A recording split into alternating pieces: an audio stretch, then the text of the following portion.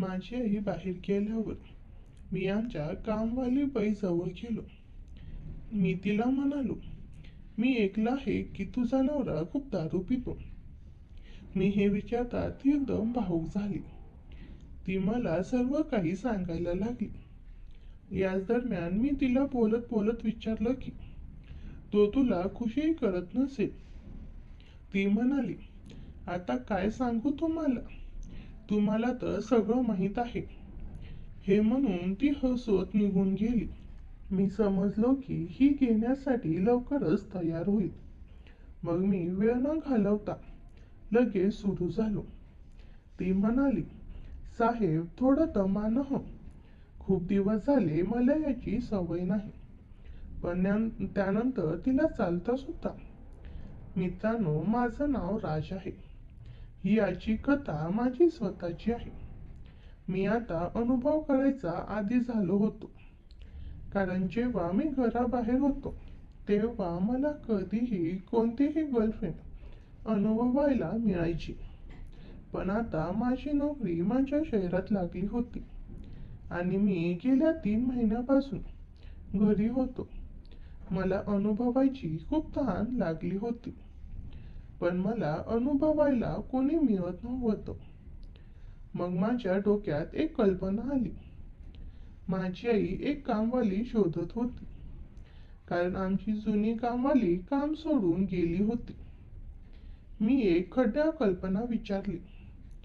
मी माझ्या मित्रांना सांगितलं की कुणी मस्त भाभी टाईपची कामवाली मिळवून द्या. मग काय झालं, मित्रांनी कामवाली शोधायला सुरुवात केली आणि कामवाली घरी यायला लागल्या. 2-3 कामवाल्यांना आईने मासिक पगार ठरवता न आल्याने हाकलून दिल्या. मग मी आईला म्हणालो, आता मी आधी कोणत्याही कामवालीशी भेटेन. तुम्हाला पैशाची बोलणी करता येत नाही. मी बोलणी करेन आणि मीच तिला पैशासाठी सेट करेन. आईने होकार दिला. मित्रांनो, 2-3 कामवाली आल्या पण मला त्या समजल्या नाहीत. मग एकदा माझा मित्र रजत घरी आला होता आणि त्याला आईने कामवालीबद्दल सांगितलं. त्याने सांगितलं की त्यांच्या घराजवळ एक भाभी राहते. ती गरजू आहे. तिचा नवरा दारू पितो आणि त्याने कर्ज सुद्धा केलं आहे. तिचं काम करते. मी म्हणालो, सांग यार, आम्हाला अशीच कामवाली हवी होती जी पूर्ण दिवस घरी राहील. कारण माझी आई आता खूप वृद्ध झाली आहे आणि तिला काम होत नाही. मग काय झालं, मी काही न पाहता रजतला सांगितलं की तिच्याशी बोलून उद्यापासून कामावर पाठव. रजतचा रात्री फोन आला की त्याने बोलणी केली आहे. ती भाभी उद्यापासून घरी कामाला येईल. मी रात्रभर याच विचारात होतो की ती कामवाली दिसायला कशी असेल. असो, दुसऱ्या दिवशी सकाळी जेव्हा ती कामवाली घरी आली, मित्रांनो मी काय सांगू, मी तर तिलाच पाहत राहिलो. हलकासा सावळा रंग, गोड चेहरा आणि तिचा मस्त फिगर. आहा, ती तर तिचे व्यक्तिमत्व पाहत राहिलो. मी तिच्याशी बोललो आणि मग कामावर गेलो. आता मी फक्त संधीच्या शोधात होतो की कधी कामवाली भाभीशी अनुभवायचा मजा घेता येईल. काही दिवस गेले. मी जेव्हा संध्याकाळी घरी जायचो ती माझ्यासाठी चहा बनवायची आणि स्वतःसाठी सुद्धा. ती माझ्यासोबत बसून चहा प्यायची आणि मी तिच्याशी तिच्या घरच्या गप्पा करायचो. ती प्रत्येक वेळी मला सांगायची की माझ्या नवऱ्याला तुमच्या फॅक्टरीत कामाला लावा. मी म्हणालो, ठीक आहे, लावतो. मी वाट पाहत होतो की कधी मी तिला एकट्यात भेटेन. त्याआधी मी 1-2दा प्रयत्न करतो. रविवारी मी घरीच होतो. भाभी सकाळी कामाला आली. मी माझ्या खोलीत येताच मी बाहेर निघालो. या बहाण्याने मी तिच्या व्यक्तिमत्वावर हात लावला. ती काही बोलली नाही. मग मी तिला माझ्या खोलीत चहा मागवला. आणि तिच्याशी बोलायला लागलो.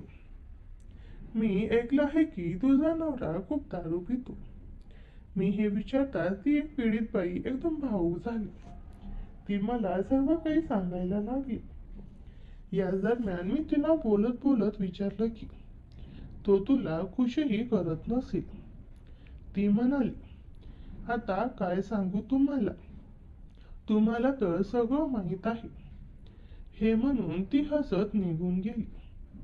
मी समजलो की ही पुरुषार्थ घेण्यासाठी लवकरच तयार होईल आणि मला सुंदर वेळचा अनुभवासाठी जास्त भुकेलं राहावं लागणार नाही. मला आता माझी तहान भागवताना दिसत होती. आता मी तिला इकडे तिकडे स्पर्श करायला लागलो, ज्याच्या ती वाईट मनात नव्हती. एक दोनदा तर मी फक्त टावेलमध्ये तिच्या समोर फिरू लागलो.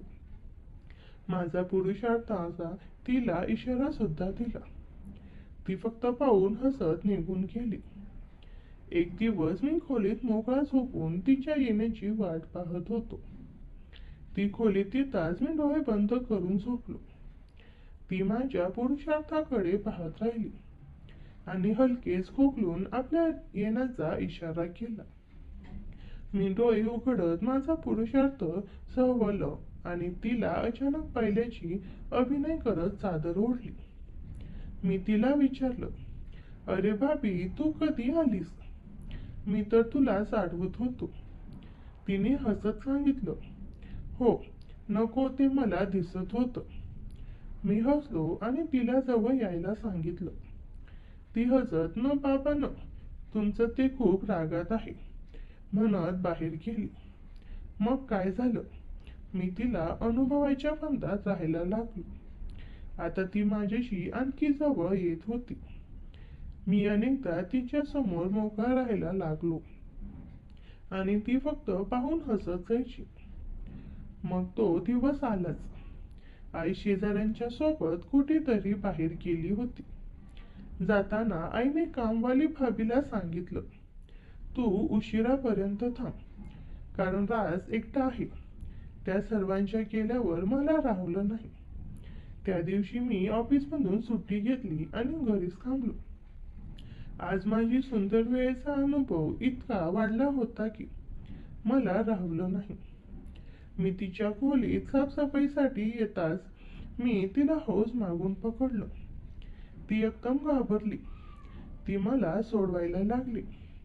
मी तिला सोडलं नाही आणि तिच्या मानेवर पापी घ्यायला लागलो. मी तिच्या व्यक्तिमत्वांना स्पर्श करायला सुरुवात केली. तिने सुरुवातीला सांगितलं, नाही साहेब, हे चुकीचं आहे. पण 1-2 मिनिटांनंतर ती मला साथ द्यायला लागली आणि तिची नको ती बाजू माझ्या पुरुषार्थाला लावायला लागली. आता तिचे डोळे बंद होते आणि ती माझ्या पापीची मजा घेत होती. मी वेळ न दडवता तिला माझ्याकडे वळवलं आणि तिला बिछाणावर झोपवलं आणि ती शांतपणे मला साथ देत होती. मी हळूच तिची साडी बाजूला करत मी तिची साडी पूर्णपणे बाजूला केली आणि तिचे ते सुडोल शरीर माझ्या समोर उघडं झालं. सावळ्या रंगाची ती चमक आणि तिचे ते भरदार व्यक्तिमत्व पाहून माझ्या काळजाचा ठोका चुकला. ती लाजेने वेडी होत होती. तिने आपले हात स्वतःच्या शरीरावर आडवे धरले होते, पण मी तिचे दोन्ही हात हळूच पकडले आणि बेडच्या वरच्या बाजूला नेले. मी पुन्हा एकदा तिच्या मानेवर ओठ टेकवले. तिची त्वचा गरम झाली होती आणि ती हळूहळू थरथरत होती. तिने एक दीर्घ श्वास घेतला आणि माझे डोके स्वतःच्या छातीजवळ दाबले. आता तिला रोखण्याची इच्छा नव्हती. उलट ती माझ्या प्रत्येक हालचालीला उतावीपणाने प्रतिसाद देत होती. मी तिच्या कानात हळूच विचारले, भाभी, आजपर्यंत तू फक्त लाजत होतीस, पण आज तुझी ही ओढ काही वेगळं सांगते. ती लाजून हसली आणि माझ्या डोळ्यात पाहत म्हणाली, राज साहेब, तुम्ही मला रोज तुमच्या त्या रूपात बघून इतकं घायल केलं होतं की मला स्वप्नातही हेच दिसत होतं. आज जेव्हा तुम्ही मला पकडलं तेव्हा माझं मन आधीच तयार झालं होतं. मी आता अधिकच धीट झालो होतो. मी माझे कपडे काढून तिच्या शेजारी विसावलो. आमची शरीर जेव्हा एकमेकांना स्पर्शली तेव्हा जणू एखाद्या विद्युत प्रवाह अंगातून जावा तसं वाटलं. मी तिच्या कमरेवर हात फिरवत तिला जवळ ओढलं. तिने माझी केस हाताने जोरात पकडली आणि ती आनंदाने विवळू लागली. मी मजेत म्हणालो, आता तर आई पण नाहीये आणि नवरा पण कामावर आहे, मग पूर्ण वेळ माझाच आहे ना. तिने माझ्या ओठांवर बोट ठेवले आणि म्हणाली, आज मी तुमची कामवाली नाही, तुमची राणी आहे. तुम्हाला जे हवंय ते सगळं अनुभवायला मिळेल. दुपारची ती शांतता केवळ आमच्या श्वासांच्या आवाजाने भंग पावत होती. मी तिला अशा प्रकारे स्पर्श करत होतो की ती पूर्णपणे शुद्ध हरपून बसली होती. तिच्या अंगावरील प्रत्येक तीळ आणि प्रत्येक वळण मी डोळ्यात साठवून घेत होतो. मी मधूनच मला बिलगायची आणि कधी कधी माझ्या खांद्याचा हलकासा घ्यायची. तिची ती भावी स्टाईल आणि माझं तरुण रक्त याचं एक वेगळं समीकरण तिथे जुळलं होतं. आम्ही दोघेही एकमेकांच्या शरीराच्या बागेत मनसोक्त फिरत होतो. तिने मला आज इतकी साथ दिली की मला माझ्या जुन्या सर्व मैत्रिणीचा विसर पडला. तिच्या त्या सावळ्या सौंदर्याने मला पूर्णपणे वेड लावलं होतं. बराच वेळ त्या धुंदीत घालवल्यानंतर आम्ही दोघेही थकलेलो पण मनातून खूप तृप्त होतो. ती उठली आणि तिने विस्कटलेली साडी पुन्हा नीट नेसायला सुरुवात केली.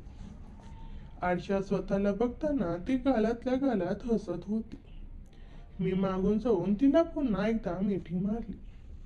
ती हौस म्हणाली, आता आई यायची वेळ झाली आहे.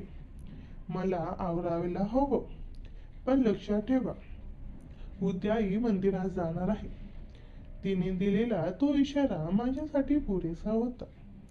आई घरी येण्यापूर्वी ती पुन्हा एकदा कामात व्यस्त झाली. जणू काही घडलंच नाही.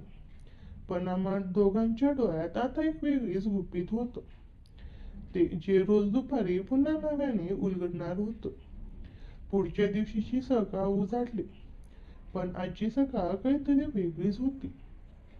आमची नजर मिळताच कालच्या त्या मधुर स्मृती डोळ्यासमोर उभ्या राहायच्या. आई मंदिरात जायची तयारी करत होती आणि मी माझ्या खोलीत बसून भाभीच्या येण्याची वाट पाहत होतो. आईने दरवाजातून हाक मारली, राज, मी मंदिरात चालली आहे, येताना उशीर होईल. आज भाभीला सांग पूर्ण घर व्यवस्थित आवरून घ्यायला. मी फक्त हो म्हणालो, पण मनातल्या मनात हसलो. आई जशी घराबाहेर पडली तसा मी हॉलमध्ये आलो. भाभी स्वयंपाकघरात भांडी घासत होती. मी मागून जाऊन शांतपणे उभा राहिलो. तिला माझ्या पावलांचा आवाज आला होता, पण तिने मागे होऊन पाहिलं नाही. फक्त गालातल्या गालात हसून म्हणाली, साहेब, आज खूपच घाईत दिसताय. जरा धीर धरा, काम तर संपू द्या.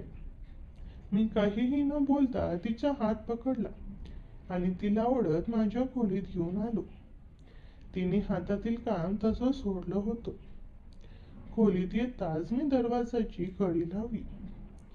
ती भिंतीला टेकून उभी राहिली आणि मला दुडू दुडू पाहत म्हणाली, आज तर तुम्ही खूपच रागात दिसताय. मी तिच्या जवळ गेलो आणि तिच्या कमरेभोवती हात टाकून तिला माझ्या दिशेने खेचलं. तिच्या साडीचा पदर जमिनीवर लोळत होता. मी तिच्या कानात कुजबुजलो, कालची तहान अजून भागली नाहीये भाभी, आज पूर्ण दिवस आपलाच आहे. मी तिला बेडवर बसवलं आणि तिच्या पायातील जोडवी पाहत म्हणालो, तुझा नवरा खरंच खूप नशीबवान आहे, पण त्याला या सौंदर्याची किंमतच नाही. हे ऐकताच ती थोडी भावूक झाली आणि तिने मला घट्ट मिठी मारली. तिचे ते मऊ स्पर्श आणि तिच्या शरीराची उष्णता मला अधिकच उत्तेजित करत होती. मी हळूहळू तिची साडी बाजूला करायला सुरुवात केली.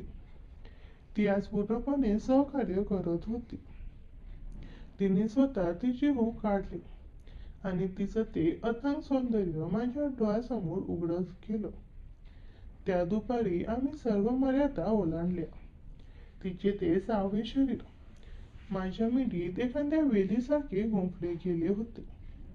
घराच्या त्या शांततेत फक्त आमच्या श्वासांचा आणि बांगड्यांचा आवाज येत होता. ती मधूनच लाजून माझा चेहरा आपल्या हाताने झाकून घ्यायची, तर कधी कधी हक्काने मला जवळ ओढायची.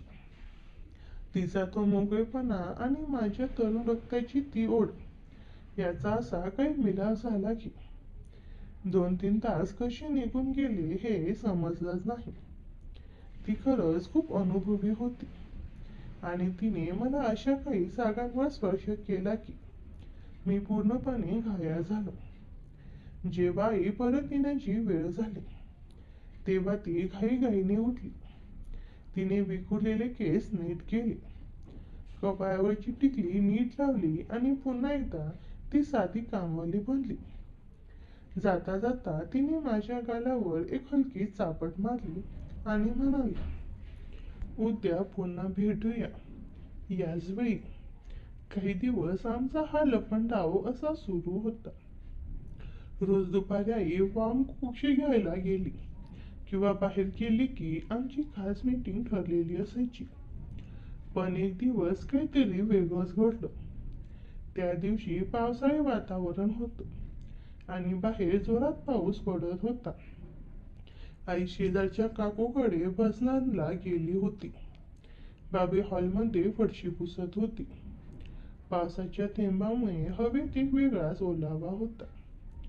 मी माझ्या खोलीतून बाहेर आलो आणि पाहिलं तर ती साडी थोडी वर करून काम करत होती. तिचे ते ओले हात आणि कपाळावर आलेले घामाचे थेंब पाहून माझ्या मनाचा ताबा सुटला. मी तिला हळूच खुणावलं. तिने इकडे तिकडे पाहिलं आणि हसत हसत माझ्या खोलीत शिरली. दरवाजा बंद केला आणि तिला भिंतीला दाबून धरलं. ती थापा टाकत होती. मी म्हणालो, भाभी आज पाऊस खूप आहे, तुला लवकर घरी जावं लागेल का? ती माझ्या डोळ्यात रोखून पाहत म्हणाली, पाऊस पडला की रस्ते बंद होतात साहेब, मग मला इथे थांबावं लागेल तुमच्या जवळ. तिचं हे बोल ऐकून मी तिला उचलून थेट बेडवर नेलं. आज ती खूपच वेगळ्या मूडमध्ये होती. तिने स्वतः तिची साडी पूर्णपणे बाजूला केली. तिच्या शरीराचा तो सुगंध आज अधिकच मादक वाटत होता. मी तिच्या शरीराच्या प्रत्येक वळणाशी खेळायला सुरुवात केली. आज अधिकच आक्रमक झाली होती. तिने माझे कपडे बाजूला करायला मला मदत केली आणि माझ्या अंगावर येत म्हणाली, आज मी तुम्हाला दाखवते की एक गरजू स्त्री जेव्हा प्रेमासाठी आसुरलेली असते तेव्हा ती काय करू शकते. तिने मला चक्क बेडवर पाडलं आणि ती स्वतः माझ्यावर स्वार झाली. तिचे ते मोकळे केस माझ्या चेहऱ्यावर पडत होते. तिने माझ्या ओठांचा असा काही ताबा घेतला की मला श्वास घेणंही कठीण झालं. आम्ही आमच्या धुंदीत असतानाच अचानक घराची बेल वाजली. आम्ही दोघेही एकदम दचकलो. ती घाबरून उठली आणि तिचे कपडे सावरू लागली. माझे तर पाय लटलट कापायला लागले. मला वाटलं आई आली. मी खिडकीतून डोकावून पाहिलं तर बाहेर तिचा नवरा उभा होता. तो पूर्णपणे भिजलेला होता आणि हातात छत्री घेऊन ओरडत होता, राधा ए राधा चल घरी, पाऊस वाढलाय. भाभीने पटकन स्वतःला सावरलं, केस नीट केले आणि माझ्याकडे पाहून डोळा मिचकावला. ती हौस म्हणाली, घाबरू नका साहेब, तो बाहेरच थांबेल. मी त्याला सांगते की काम बाकी आहे. ती बाहेर गेली आणि 2 मिनिटात त्याला वाटेला लावून पुन्हा खोलीत आली. ती पुन्हा आत आली तेव्हा तिच्या चेहऱ्यावर एक विजयी हास्य होतं. ती म्हणाली, गेला तो. आता सांगा कुठे थांबलो होतो आपण. तिने पुन्हा एकदा मला मिठीत घेतलं. त्या दिवशी पावसाच्या कडकडाट आमचा हा गुपित खेळ अधिकच रंगला होता.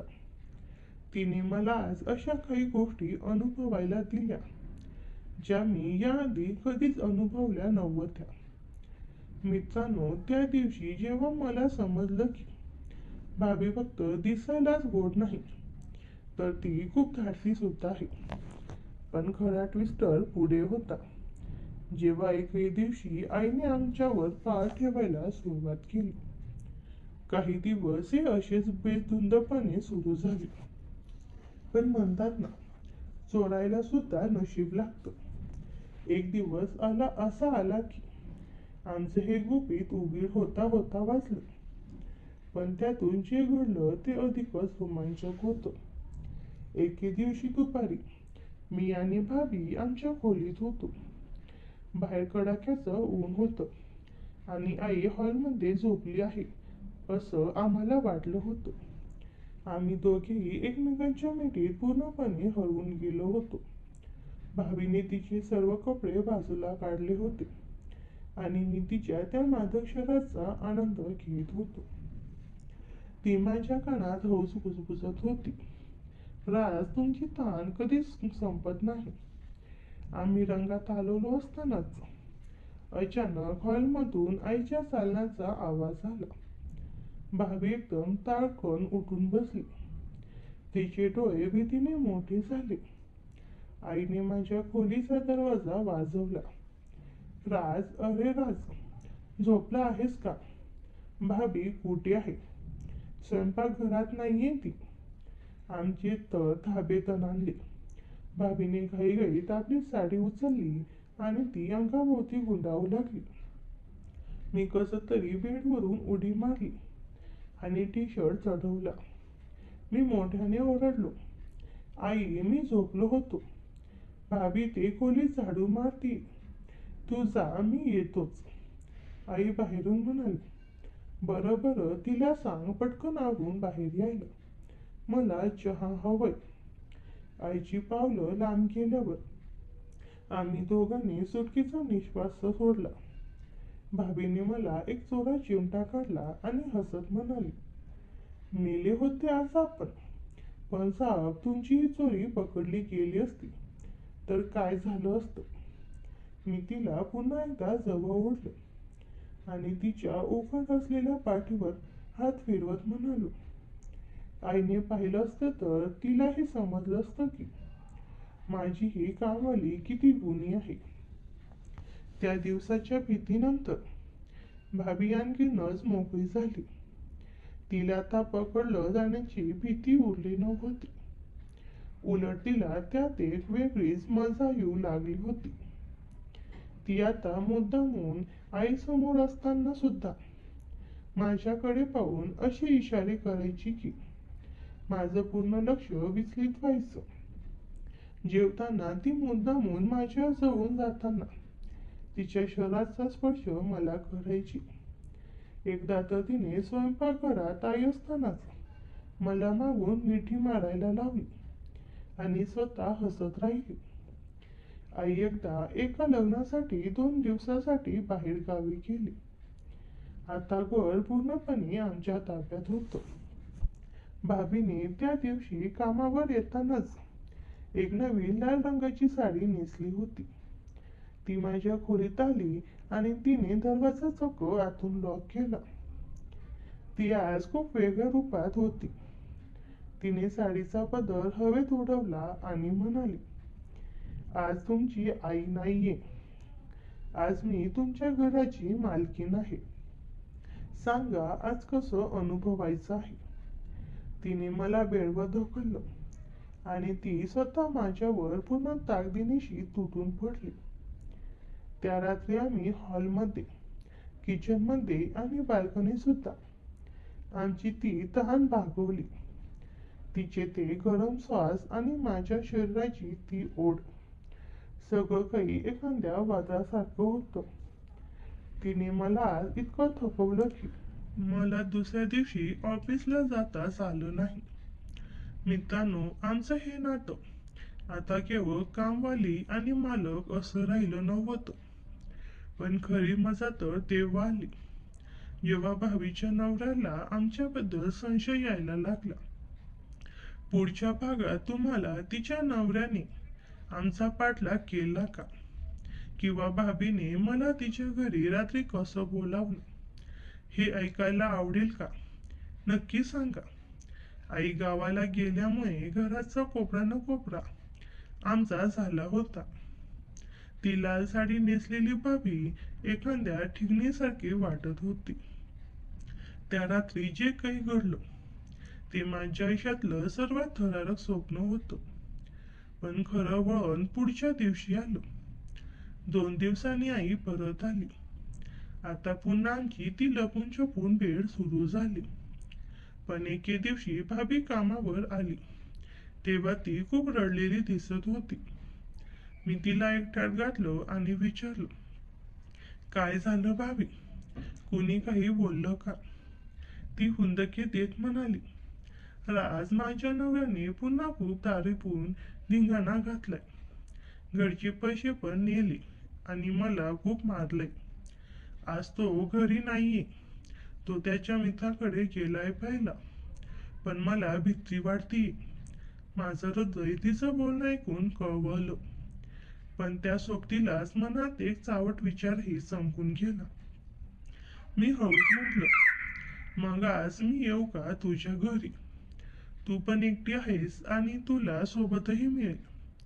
तिने माझ्याकडे पाहिलं. तिच्या डोळ्यात एक प्रकारची संमती आणि ओढ दोन्ही होतं. तिने हळूच मान डोलावली. मी रात्री 12च्या सुमारास आई झोपल्याची खात्री केली आणि हळूच घराबाहेर पडलो. भाभीच्या घरी पोचलो तेव्हा तिथे पूर्ण शांतता होती. मी हलकीशी टकटक केली. तिने दरवाजा उघडला. तिने फक्त एक पातळशी न्याहीची साडी गुंडाळली होती आणि तिचे केस ओले होते. घरात एक छोटासा दिवा जळत होता. तिचं ते घर छोटं होतं पण तिच्या सुगंधाने दरवळत होतं. तिने मला पाहताच मिठी मारली. तुम्ही खरंच आला त्रास साप. मला वाटलं नव्हतं की तुम्ही या अवस्थेत याल. मी तिचं तोंड उचलून हाताने बंद केलं आणि तिला उचलून तिच्या त्या छोट्याशा खाटेवर नेलं. तिथे कोणतीही भीती नव्हती कारण ती तिची हक्काची जागा होती. पण तरीही बाहेरून कोणी येईल याची एक वेगळीच धाकधूक मानत होती. मी तिची साडी हळुवारपणे सैल केली. त्या अंधुक प्रकाशात तिचं ते सावळं शरीर सोन्यासारखं चमकत होतं. मी तिच्या मानेवर आणि पाठीवर माझे ओठ टेकवले. ती आनंदाने विवळत होती. पण बाहेर आवाज जाऊ नये म्हणून तिने स्वतःचा पदर तोंडात धरला होता. आम्ही दोघंही त्या रात्री अशा प्रकारे एकमेकात गुंतलो होतो की वेळेचं भानच उरलं नाही. तिच्या शरीराचा तो ओलावा आणि माझ्या तहानेचा तो आवेग, सगळं काही चरमसीमेवर होतं. आम्ही त्या धुंदीत असतानाच बाहेरच्या दरवाजाला जोरात लाथ बसली. राधा, ए राधा, उघड दरवाजा. मला माहित आहे तू आत कोणासोबत तरी आहेस. हा तिच्या नवऱ्याचा आवाज होता. तो पूर्णपणे दारूच्या नशेत ओरडत होता. भाभीची पूर्ण गाणं उघडली. तिने धावत तिचे कपडे सावरले. माझ्या तर काळजाचा ठोका चुकला. मी आता काय करणार? जर पकडलो गेलो असतो तर वस्तीतली लोक मला सोडणार नव्हती. मित्रांनो, मी आता मोठ्या संकटात अडकलो होतो. पुढे कथा खूप वेगळ्या दिशेने जाणार आहे. पुढे काय होईल थोडक्यात सांगतो. त्याचा नवरा गावातील लोकांना घराच्या बाहेर घेऊन येतो आणि मला मजबुरन कामवाली बाईशी लग्न करावा लागणार होतं. नाहीतर पोलिसांच्या ताब्यात देणार होते. माझ्या आईला हे सर्व माहीत होईल. तेव्हा आई काय करतील हे सर्व जाणून घेण्यासाठी कमेंटमध्ये भाग 2 लिहा. आणि चॅनलला सबस्क्राईब करून ठेवा. धन्यवाद.